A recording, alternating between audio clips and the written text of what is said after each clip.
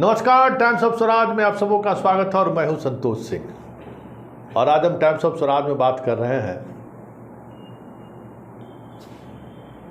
घर फूटे गंवार लूटे। नहीं है, अपने यहाँ एक कहावत है कि घर फूट गया तो गंवार भी आपको लूट लेगा। हम इसलिए कह रहे हैं, इस कहावत को इसलिए याद कर रहे हैं कि कल तक जो चिराग पासवान चचा जी को गला मिला के बड़ी खुश थे कि भाई मोदी चचा हमसे गला मिल रहे हैं, हाँ, क्या बात है, अब तो हम हो गए। तो कल खबर चलाए थे ना कि जिससे चचा गला मिलते हैं उसका गला रहते हैं ये तय है। एक नहीं दर्जनों उदाहरण है कि जिससे मोदी का गला लगे समझिए उस भतीजा का गर्दन गया। लेकिन बहुत जल्दी चिराग को समझ में आ गया कि नहीं कक्का यो हसुआ हरायल।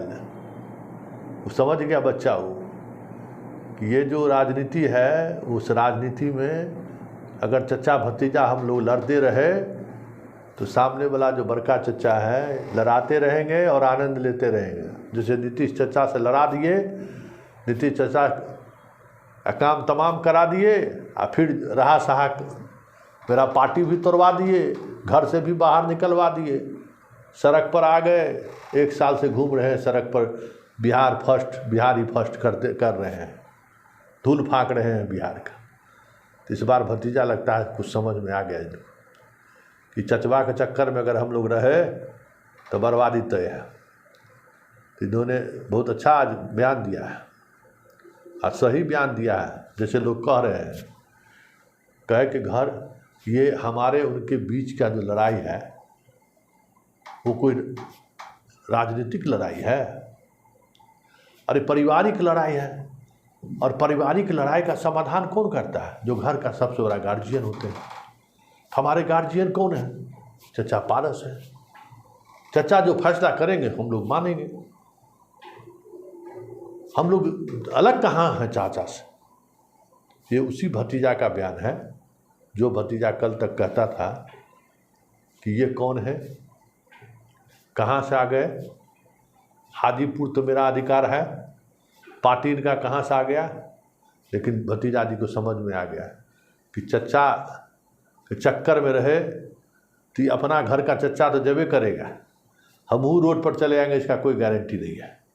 हाँ, अब चुनौती है, जो खबर है कि चुनौती है कि चाचा भतीजा के बीच समझौते का जो बिंदु है, उस बिंदु में एक बिंदु पर जो है खबर आ रही कि थोड़ी कसक है भतीजा में।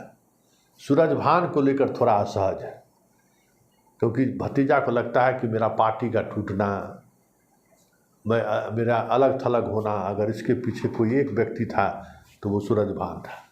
सूरजभान और ललन सिंह मिलकर हमारे पार्टी को भी तोड़े, हमारा परिवार को भी तोड़ा। ऐसा चिराग खेमे के जो लोग हैं वो ये मानते हैं। दूसरी बात, अरुण कुमार आ गए हैं, वो भी जाति के भूमियार हैं, लेकिन छवि के मामले में सूरजभान उनके सामने में कुछ कहीं दूर दूर तक नहीं है। बात फाइनेंशियल करिएगा तो भतीजा बहुत तेज निकला। सूरजभान के पास जो रामविलास पासवान जी का जो खाता में बही जो कही से सही, वो जितना कुछ था भतीजवा निकाल लिया है। अब ज़्यादा कुछ सूरजभान के पास नहीं बचा हुआ है, तो उसकी भी ज़रूरत नहीं है। और भूमियार नेता के रूप में उनको अरुण कुमार मिल ही गए हैं, बीना सिंह मिल ही लिए हैं, कैसर आलम मिल ही लिए हैं उनसे। तो प्रिंस तो घर ही का भाई है, और पिताजी का जो राजनीतिक विरासत है वो भाइयों और के बीच किस तरीके का रिश्ता रहा वो किसी से छुपा हुआ नहीं है। जो जानने वाले लोग हैं वो भी चिराग को कहते हैं कि रामविलास जी, पारस जी और रामचंद्र पासवान में कैसा रिश्ता रहा है। और आज रामचंद्र पासवान जी का मतलब आज उनका निधन आज ही के दिन हुआ था, तो उस कार्यक्रम की वजह से भी नज़दीकी बढ़ी है। दोनों भाई में भी बातचीत हुआ है।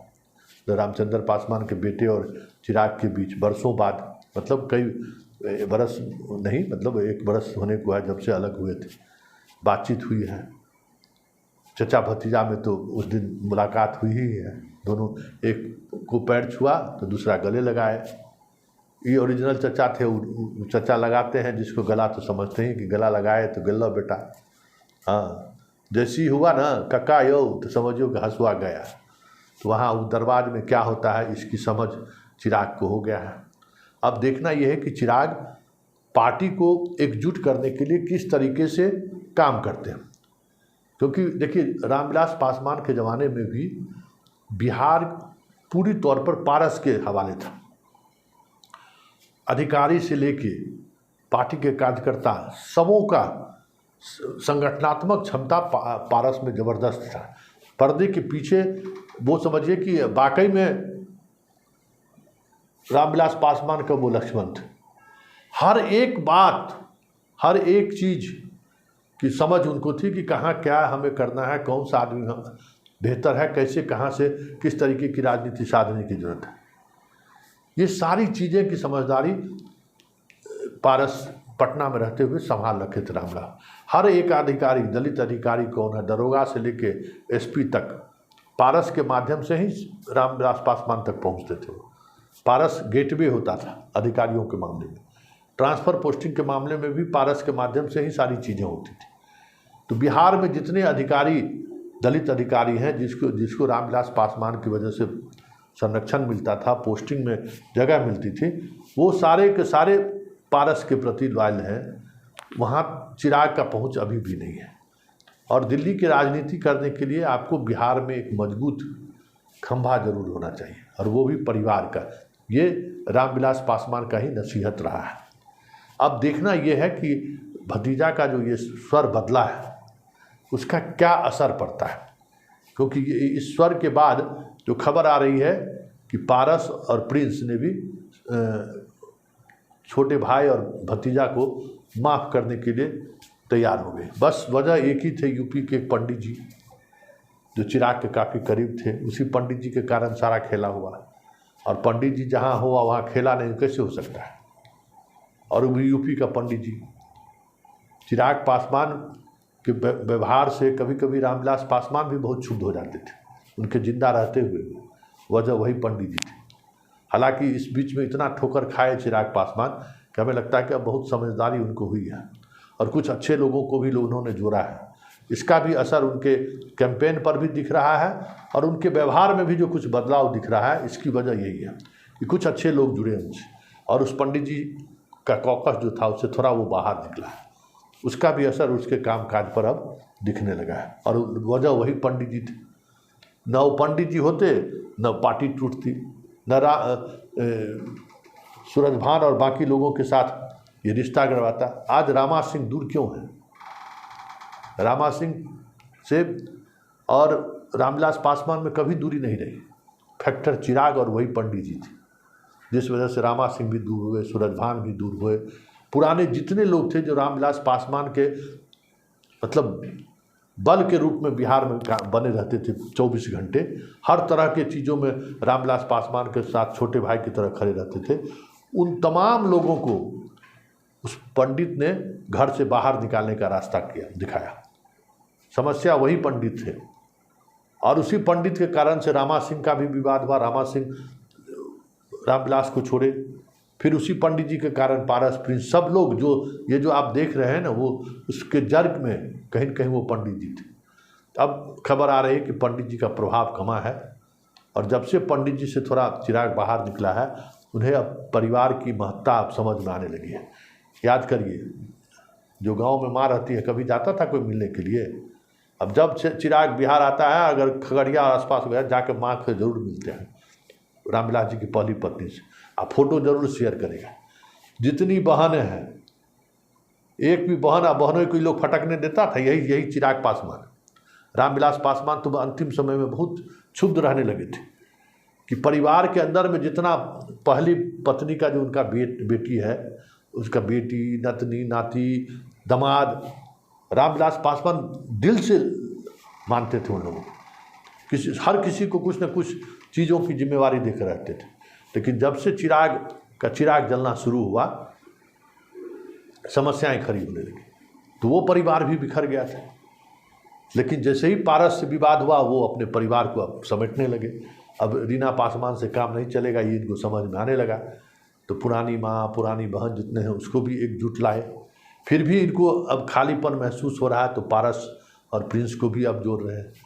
तो ये जो आपसी विवाद था, आज चिराग के इस बयान से लगभग साफ हो गया है कि आने वाले समय में लोजपा फिर से एक हो जाए तो कोई बड़ी बात नहीं होगी। और जिस दिन एक हो जाएगा, चिराग पासवान ने ये समझ लिया है, तो फिर चाचा के मतलब बड़े चाचा के कंधे की जरूरत नहीं पड़ेगी चिराग को, क्योंकि चिराग को पता है कि अगर परिवार में टूट हुआ उसी का लाभ बड़े चाचा उठा रहे हैं। जैसे ही वो सब लोग एक हो जाएंगे, बड़े चाचा भी दिमाग में जो फितूर चलवा रहे हैं वो फितूर खत्म होगा और एक नए तरीके की राजनीति बिहार में भी चिराग को एक नए स्वरूप में मिलेगा। अगर परिवार एक साथ हो जाए तो फिर एक ताकत। ये अलग बात है कि पासवान वोट अभी भी चिराग के साथ है, लेकिन परिवार के टूट होने पर लोगों ने, पासवानी वोटर ने, बहुत सारे लोग रामविलास पासवान से जुड़े रहे, उसमें ज़रूर बिखराव हुआ और एक साथ आने के बाद एक नए रूप में लोजपा दिखेगा, ये तय है। लेकिन सवाल ये है कि जितनी दूरियां बढ़ गई थी उस दूरियां को कम करने में चिराग कितना बड़ा दिल दिखाता है, ये देखने वाली बात है।